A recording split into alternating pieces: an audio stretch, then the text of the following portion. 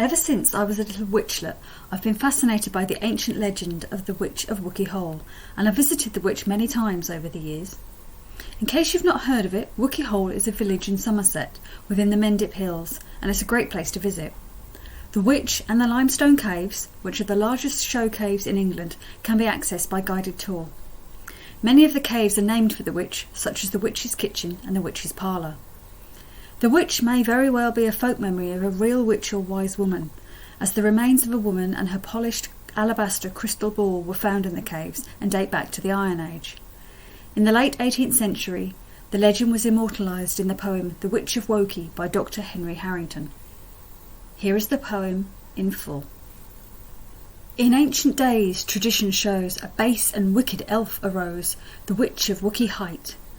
Oft I have heard the fearful tale from Sue and Roger of the Vale on some long winter's night. Deep in the dreary dismal cell, which seemed and was eclipsed hell, this bleary-eyed hag did hide 9 wicked elves as legend's sign. She chose to form her guardian train and kennel near her side. Here screeching owls oft made their nest, while wolves its craggy sides possessed. Night howling through the rock, no wholesome herb here could be found. She blasted every plant around, and blistered every flock. Her haggard face was foul to see, her mouth unmeet a mouth to be, her eyes of deadly leer. She naught devised but neighbours ill, she wreaked on all her wayward will, and marred all godly cheer. All in her prime have poets sung, no gaudy youth, gallant and young, ever blessed her longing arms, and hence arose her spite to vex, and blast the youth of either sex, by dint of hellish charms.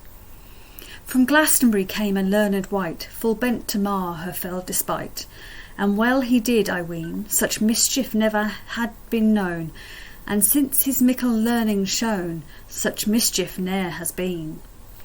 He chanted out his godly book, and crossed the water, blessed the brook. Then paternoster done, the ghastly hag he sprinkled o'er, when lo, where stood a hag before, now stood a ghastly stone.